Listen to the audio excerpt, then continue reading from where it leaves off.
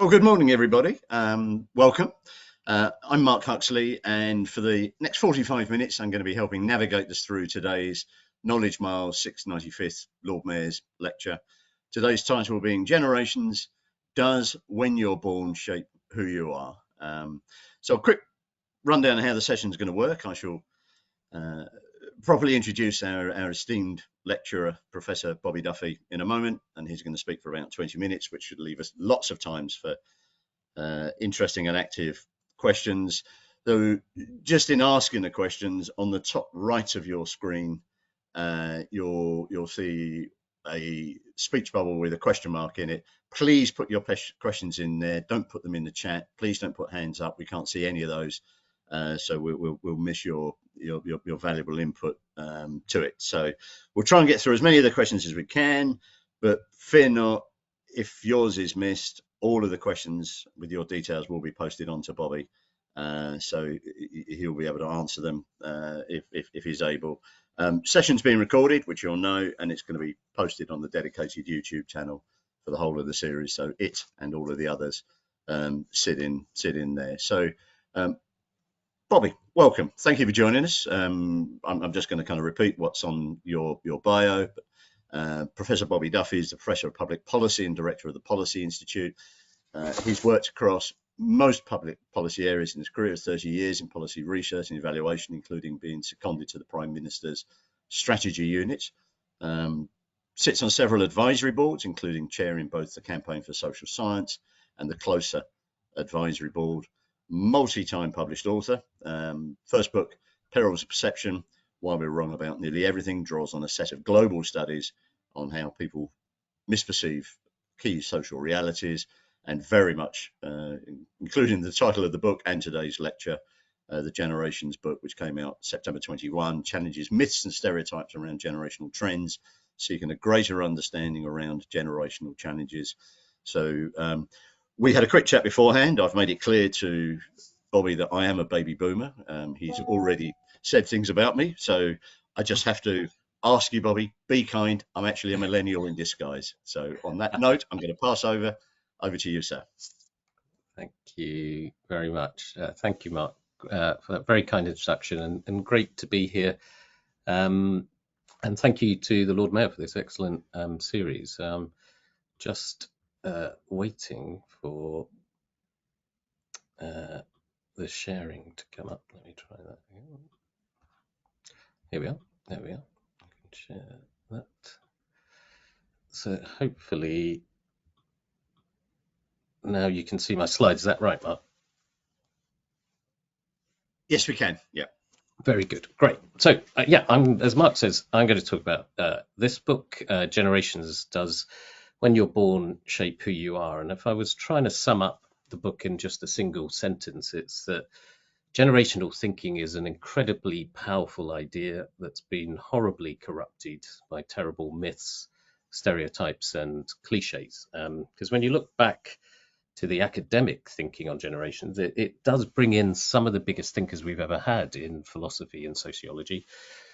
So people like the French philosopher Auguste Comte, who actually thought that generational change was the key determinant of how societies overall change. And he said things like this, that we should not hide the fact that our social progress rests essentially upon death, which I realize is not a very cheery thought for a Thursday late AM. But what he meant was that the successive steps of humanity necessarily require a continuous renovation, because we get stuck in our ways as we get older. Once we go through certain life stages, we tend to change not so much. So we need young people, young generations coming in to renovate society from one generation to the next. So these are really big ideas of life, death, societal change. So it is a real shame for me, as someone who's looked a lot at generations, that the type and level of generational analysis that we tend to get more these days is things like this, that millennials are killing the napkin industry. And I could fill the whole of the rest of this session just listing things that millennials are supposed to have killed, according to media commentary on this. So if there's any millennials in the audience, you should be ashamed of yourselves. But it's not just millennials who get a hard time in the kind of commentary around generations. It's also baby boomers who tend not to be accused of killing things, killing traditions or things that we're attached to, more ruining things. So in this case, this is an Atlantic article about how the baby boomers have ruined everything. Apparently. So yeah, maybe not that kind to you as yet, Mark, as a baby boomer. And the reason that this is a real shame to me, as someone who's looked a lot at generations, is that there is this reality that Comte and others were very aware of. Is that you can only understand the future if you understand generations and what's truly different between them. Based on this incredibly simple fact, this is the percentage of UK adults in each generation over time, from 70s up to 2018. And you can see basically the older generations are dying out, being replaced by younger generations. And so if there is something truly different between the generations, that's going to change the balance within society, whether that's economic and consumption, or that's social issues or political issues. It's going to change things. And this is if we were in a room together, a physical room together, this is where I'd ask you all to put up your hands for which generation you're each in, but do have a think about where you fit in this. And again, if we were all together, I would be saying for the baby boomers who put up their hands, these are the rich ones. Tap them up for a drink later, but we'll come back to some of the thinking about that. So the work of the book is to separate myths and realities about generational difference through a really simple framework. And this is probably the one thing that I would like you to take away, if you can, from it, that there's these three different types of effects. They explain all change in society, and understanding which is most important in explaining the change you're looking at is vitally important to understanding now and the future. So you can have period effects, as the academics call it, where something changes and we're all affected to some degree or other. So that can be big things like financial crisis or a pandemic, where it affects everyone, or it can be small changes in fashions and norms. Second effect is you have life cycle effects, where we do change as we age. Auguste Comte is not saying that people are completely set throughout life. You do change as you go through key life stages of leaving education, leaving home, getting a job, getting married, having kids, retiring. All of those things have an effect on our attitudes, beliefs, and behaviors. And then finally, you have cohort effects, which is quite distinct from those other effects. And it is where a generation is different from other generations and it stays different. So something is different about their formative years, and that changes them in a way that they take throughout their lives. And a lot of the myths and stereotypes that we will see are people mixing up quite often life cycle and cohort effects, thinking that this is a new generational trend when we're just talking about young people generally. So I'm going to try and make 4 points in the time that we have available today. And the first is that these generational stereotypes are fueling fake generational battles that are distracting us from other vitally important trends. And you see that in all sorts of ways. I'm going to pick out a couple. And the first is that we are unthinkingly encouraging generational conflict on really big issues, not least on climate change. So when Time magazine made Greta Thunberg their Person of the Year in 2019, they called her a standard bearer in a generational battle between old and young. The US singer Billie Eilish was a bit more direct than that. She said, hopefully the adults and old people start listening to us about climate change. Old people are going to die and don't really care if we die, but we don't want to die yet, said Billie. And I really like Billie Eilish. My daughters like Billie Eilish even more, but I think we can agree that's quite an extreme view of what old people think about younger people. And the problem with this is it's also just not true. There is no real generational break in concern about the environment. This is the proportion of American adults thinking that the rise in world temperature caused by the greenhouse effect is extremely or very dangerous. And these are the types of quite simple analysis I use in the book. And the book is international, so it looks across lots of different countries. So all we do is look at the generations over time, the 5 key social generations that we talk about a lot: Gen Z, millennials, Gen X, baby boomers, and pre-war generation, and tracks it over time to see what's really different, what's truly a cohort effect in this. And you can see on this question, there's actually very little difference from Gen Z all the way down to baby boomers, pre-war, a little bit different, but not much. We got just a few percentage point difference between the generations, much less than the rhetoric would suggest we would see. And I look at this more in the book, and there's much more detail on this about actually when you look at behavior, older generations are more likely to boycott products or services for social purpose reasons than younger generations. And that's partly a life cycle effect, as they have more money and choice to be able to do that. And maybe they're a bit grumpier and more likely to act on some of their convictions on this. So what we're doing here is creating generational division that's not just wrong, it's also self-defeating. We need people to come together on climate change.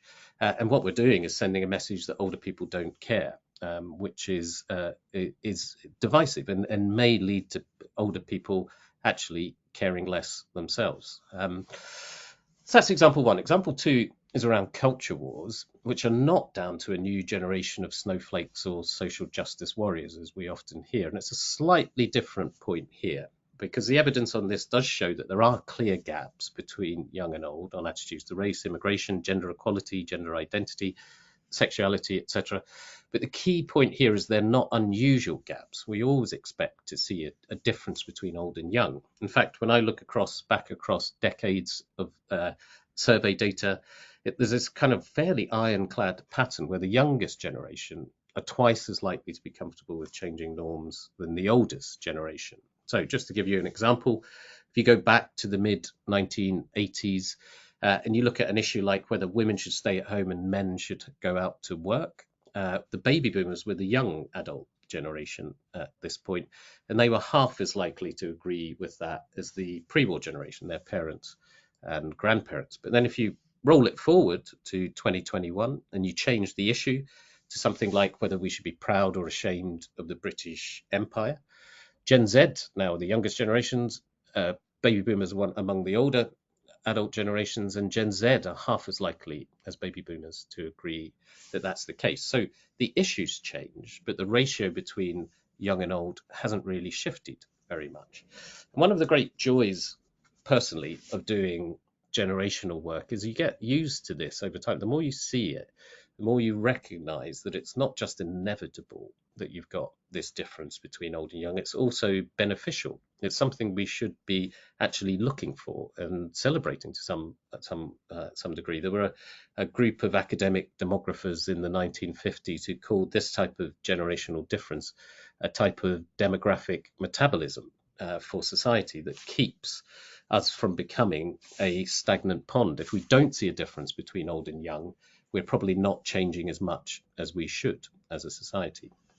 And there's lots of reasons why we have this impression of this youngest generation as being particularly different from previous generations, because thinking today's young are uniquely wrong or weird is a constant of history. You can go to any era in history and find the same sort of patterns in this. So go all the way back to 400 BC and look at Socrates in a very long diatribe against young people from his time. He said the children now love luxury, they have bad manners, they show disrespect for elders, and they love gossip in the place of activity. And we actually tested this in a poll in the UK a couple of years ago, and still over half of the public agree with that about young people today. So we've got this kind of constant sense that it's that today's young are the worst. I like this one. You go to any era. This is from 1771, a letter in Town and Country magazine, calling young people of that day a race of effeminate, self-admiring, emaciated fribbles, which is a great phrase and more or less a definition of snowflake just 250 years before we came up with that term.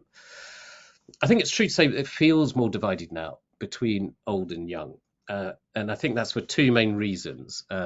We have a more fractious media, social media, and politics. I'm not going to focus on that. I did look at that a lot more in the first book on people's misperceptions, but I'm going to focus on the second point, which I think is less well recognised or talked about in the UK in particular, because generational conflict is also related to our increased generational separation in all sorts of ways. Academics in America, who have seen very similar patterns, are calling it a dangerous experiment in age segregation, where humans are living more separately by age than they have at any time in human history. And you can see that here, and people haven't recognized this probably as much as we should. So this is the old age dependency ratio from the census, split by different types of settlements, from villages through small towns all the way up to core cities. And you can see up till 1991, there was no real difference in the spread. We had old and young living together in all these different types of communities or settlement types. But since then, we've had this enormous splaying apart, where towns and villages are getting older and cities and large towns are getting younger. And these are big demographic shifts. These are not just a few percentage points here and there. And it's continued into the census in 2021. So we're living much more separately, and that breeds stereotyping and misunderstanding.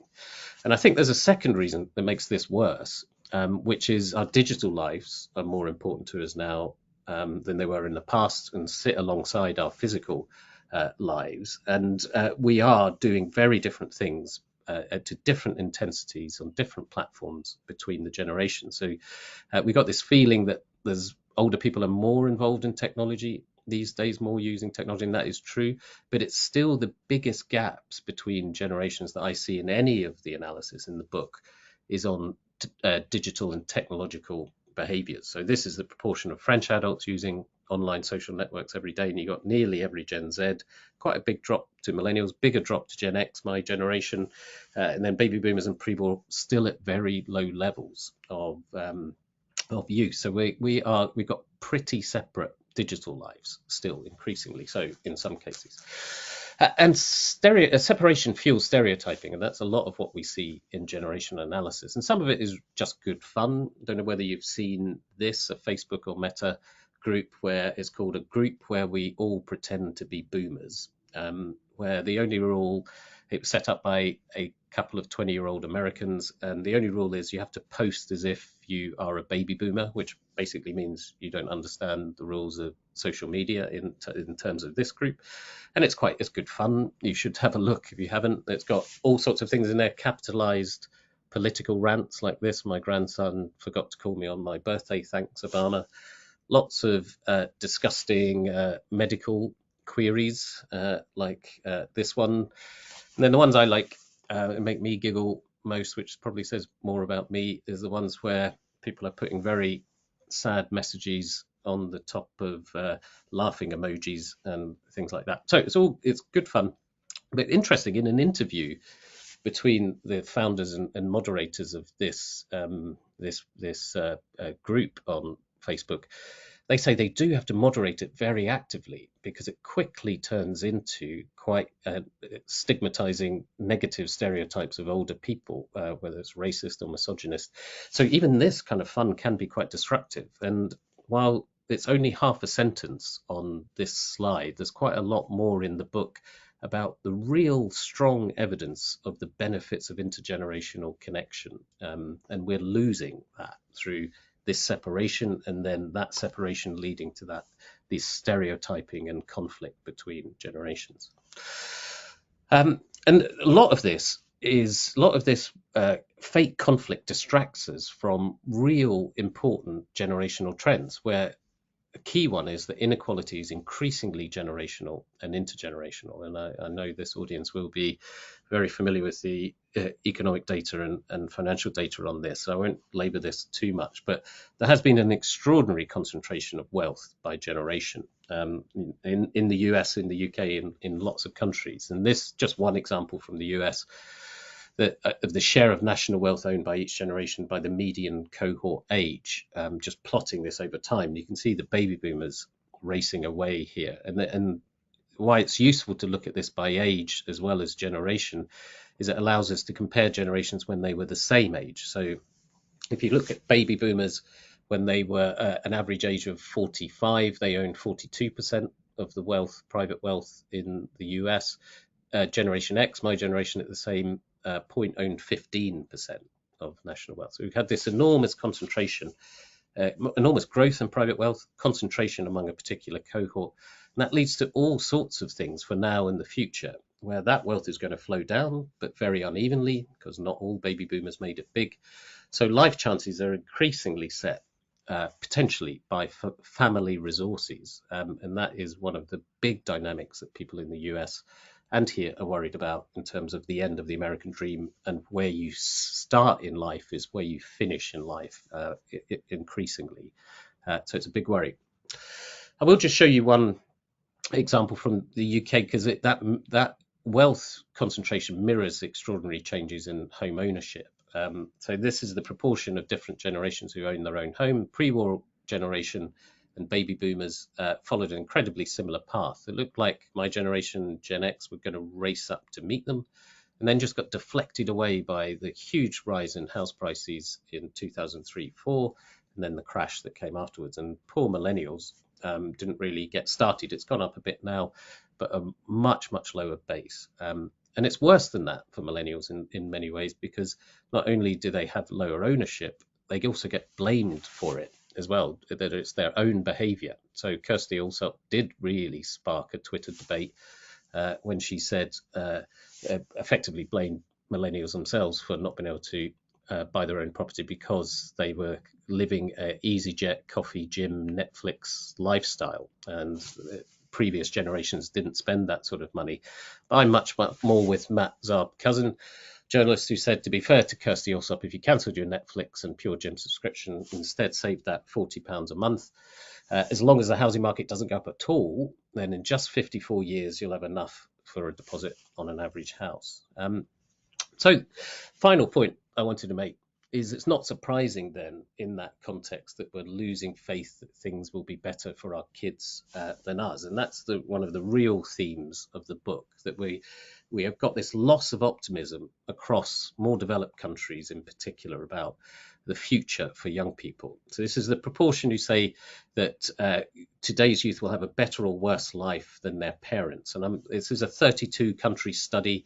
I'm only going to show you the bottom 8 countries. Places like China and India still have a lot of optimism for the future, but not so much in the more developed countries. These are the proportions that you get, where in each of these countries, more people are saying worse than better for today's youth. And there's the UK in the really near the bottom of this, with only a quarter of people saying it's going to be better, nearly a half saying it's going to be worse for young people. And this is new.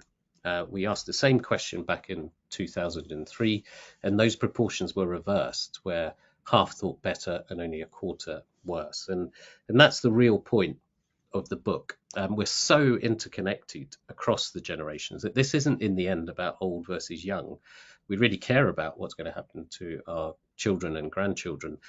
So this is much more about setting an optimistic vision for the future, and how currently we don't see that for future generations.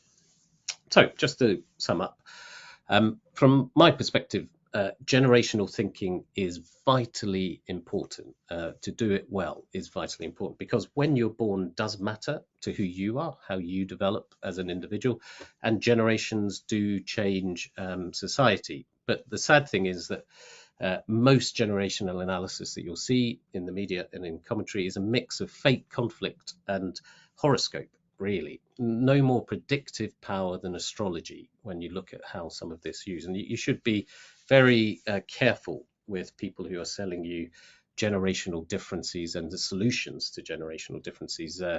Wall Street Journal looked at LinkedIn, and there's over 400 people on LinkedIn saying that they are millennial consultants, which is a crazy thing when you think about that's tens of millions of people that you're supposed to be consulting on.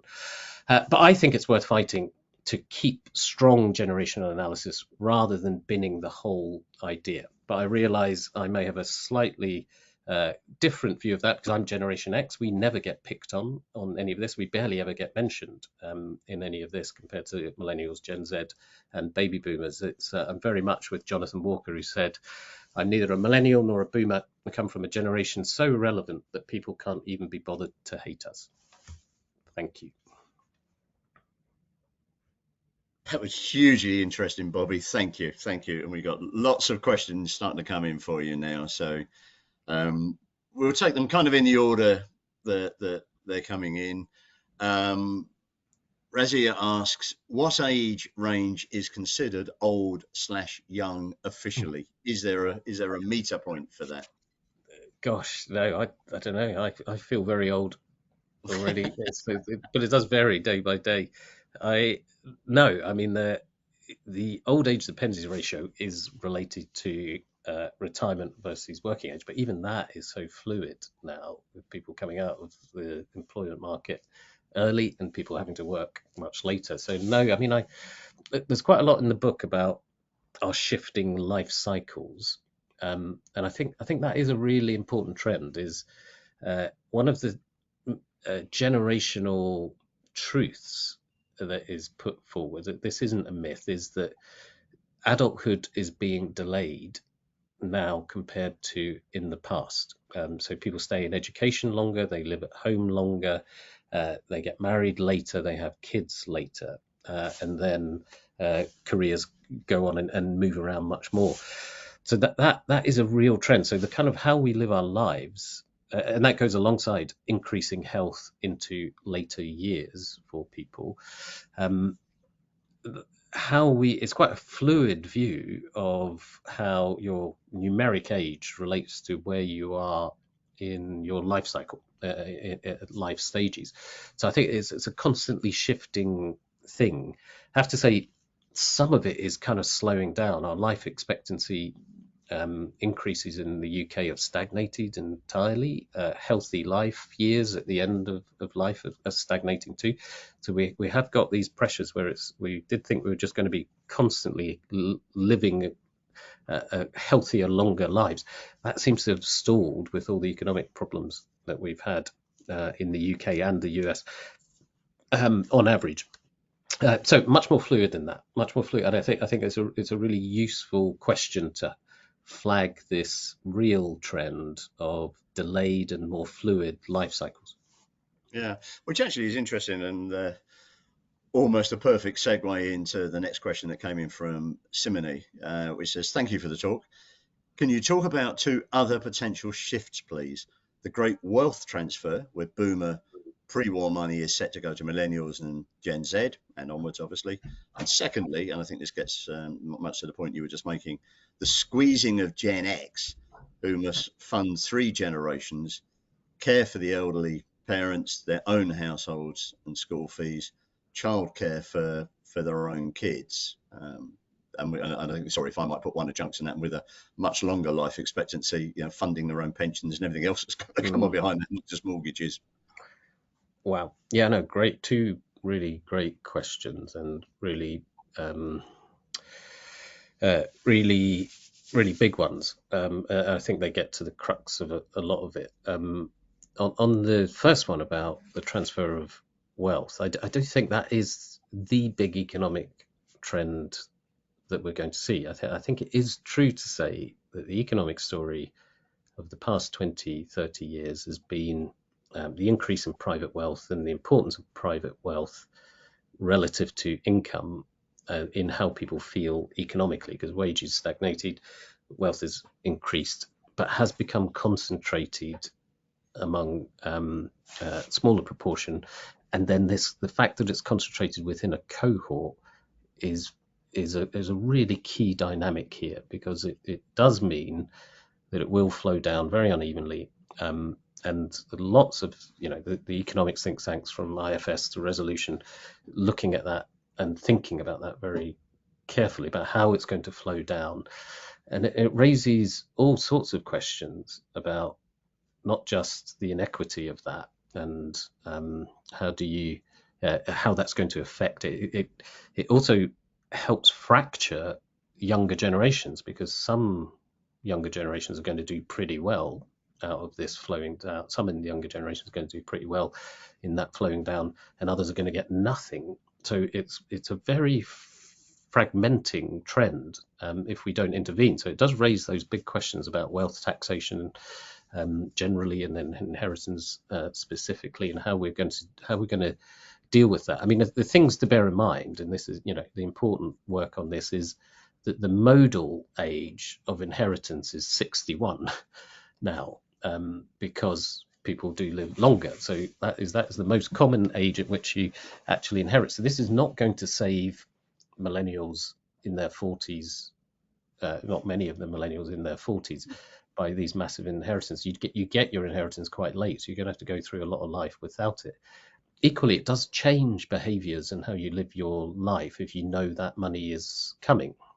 So I think these are the big trends to understand, and it will be, for any incoming government, there's going to be a growing pressure to think about how do we treat wealth in this country. On the second one about the squeezed middle, such an important point as well. And I've just written a piece, drafted a long read piece on Gen X and how we're forgotten in politics and everything else. And I think in some ways Labour's focus Labour has a relentless median voter strategy, which is just going for the middle, and that is Gen X in the end, because we are kind of archetypal, because we are looking in both directions. We do have big interest in education because we've still got kids at school. We have huge interest in health services because we've got children that need health services, but we've also got older parents who need health services, and our own health is also becoming more to the fore for us.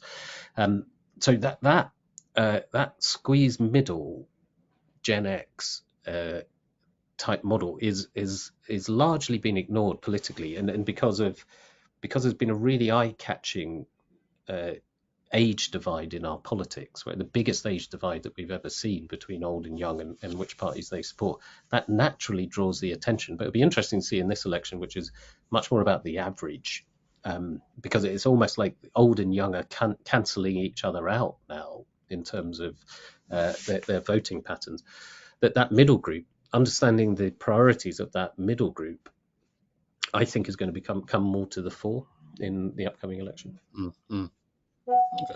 If permitted, one minor observation about the transfer of wealth between generations. Yes. Obviously, the way our government funding is set up, thinking of kind of end of life primary care of people going into care homes and everything else, and the fact that you have to fund that from your own estate if you've got assets over £25,000, which is incredibly small. And as you might work out, this is a living part of my life at the moment with my mother, who's still alive. So I think there's also a fear of diminished wealth coming out. That expectation wealth is going to come across, let alone the fact it's gone. It's that state has passed. So not to get a response to that, but I thought it was a point worth putting out. That's a really important point. So changing the tack slightly, we have a question from Hugh, which says, could you just talk about the benefits of intergenerational communication? Can you shortlist, 3 of the key benefits of if we can talk better together? Yeah, I mean, this is incredibly clear in the academic and other research, is that both sides benefit from it. So in terms of, there's a great guy from the US called Mark Friedman who's done an awful lot on connecting the generations in the US, and he talks about every dollar you spend on it, you spend it twice, because it's almost equal benefits to both the older group and the younger group. So the older group get a sense of connection to future and a sense of legacy and passing on all their experience and things that they've learned. And the younger group get that sense of mentorship and a broader perspective on life that you get when you get older, when you get more experience.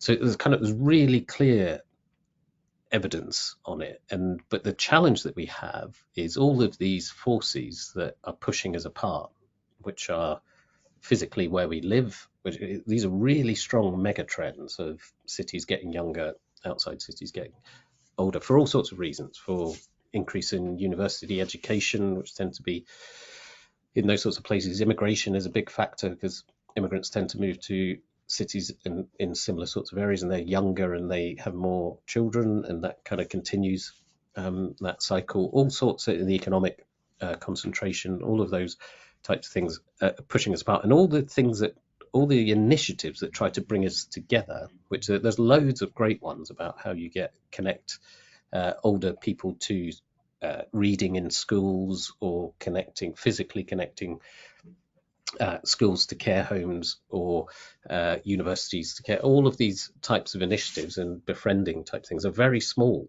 in response to it. So that's our big problem, is can you get this to work at scale? And the one thing, sort of final thing I'd say on this is we've stripped away lots of the things where generations would naturally congregate more together, whether that's community facilities, whether that's religious connections, because that's gone down, whether that's trade union connection, or sort of work group connections. And it does leave workplaces as one of the relatively few, or rarer now, places where the generations are forced to mix together more. So I do think there is more to be done with using workplaces as a place of intergenerational connection, more actively trying to bring that together, because we haven't got an awful lot left otherwise. So I would say we haven't taken that seriously enough. How do we get that to work together positively, the different generations? And a lot, to be honest, a lot of the worst generational analysis that I see, the most cliched and wrong, is about workplace generational differences, where you get a lot of seminars and a lot of consultants trying to sell you a problem, that you've got a massive generational problem because Gen Z are completely different from every other generation, and then sell you the solution to that. When most of that from the academic work is, there are very few truly generational differences, cohort differences between generations in the workplace. There's obviously a difference between old and young, because younger people at the start of their career have different priorities to older people, but that's always been the case. So this sense of generational divide in the workplace is hugely overblown. Instead, we should be thinking of it more as a place for connection. No, it's interesting. I wrote myself a margin note down when you were going through the lecture of, I was reminded much of what you were talking about with John Major and the big society ethos when he was Prime Minister. So again, just an observation. Maybe try and get through a couple of quick questions. Helen asks, are there standards for the generational names and date ranges, as this does seem to differ? And then we've got Gen Alpha and Gen Beta coming along. Yeah. It's again a really great question. It's the roughly yes, I guess, is we've settled on those 5, and then, as you say, Alpha's coming next. I hadn't actually seen much about Beta, so that's interesting. I'll look up Beta. I think Beta is starting 2025. Okay, so they're not even born yet. I mean, this is some of the which I cover a lot more in the book, the kind of absolute arms race of trying to come up with new names and new insights about generations that are not even born yet. Is kind of, I make a bit of a joke about that in the book about Generation Alpha, because when I was writing that, there was loads of marketing stuff about Gen Alpha, but they were like 8 years old, the oldest, and a lot of them were still gestating or unborn as well. So there is.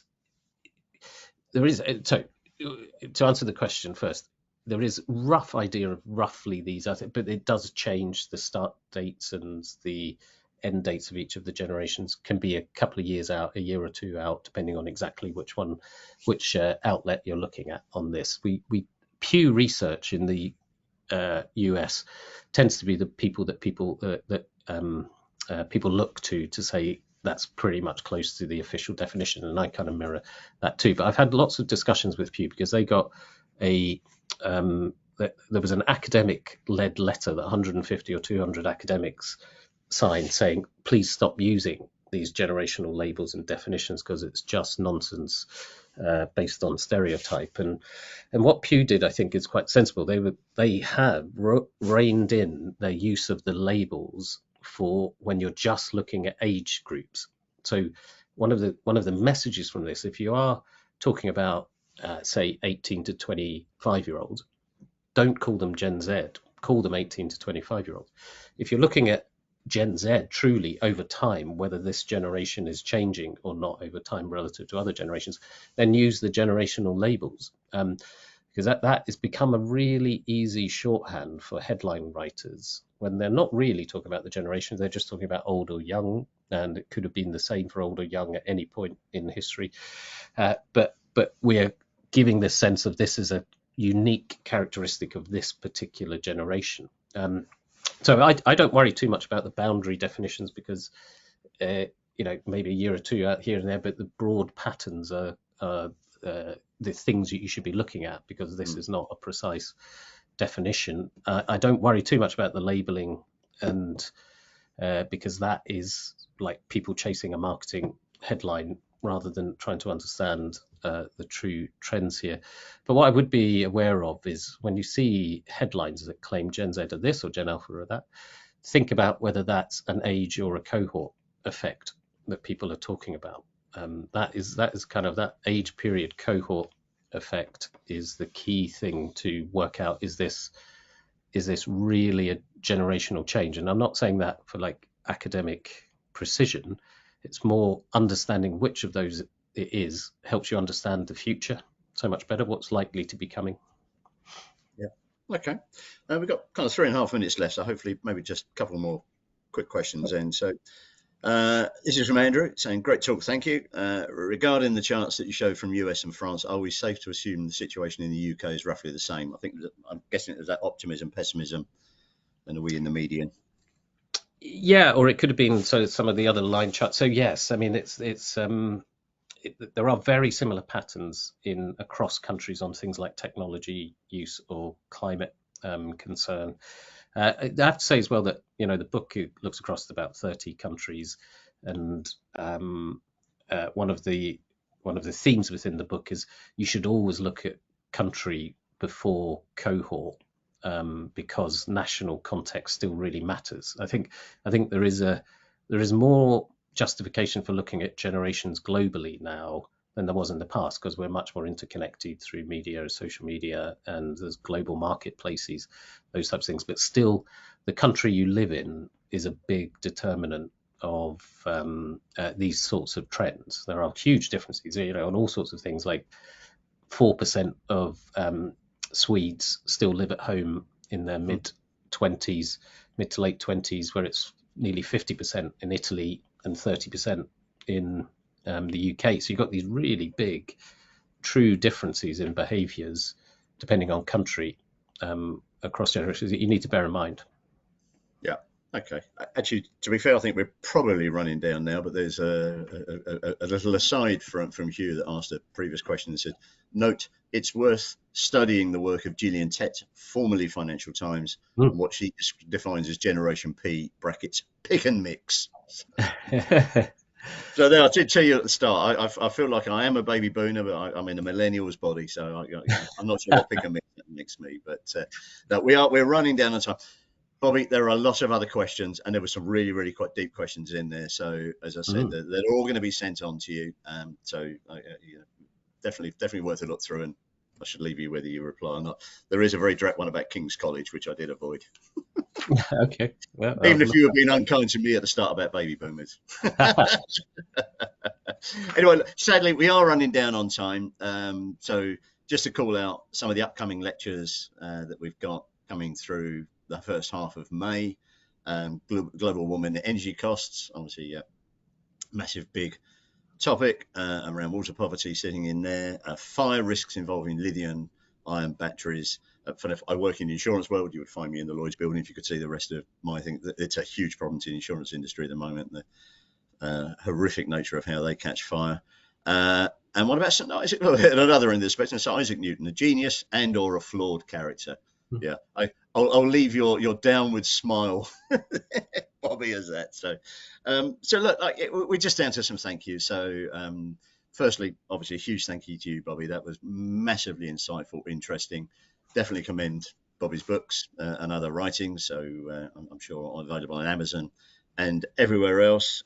Thank you to the audience for being massively attentive and some very, very insightful questions that we couldn't do justice to in the small amount of time allowed. But as always, thank you for taking the time to join us and join these lectures, and hopefully you join into these and the rest of the year.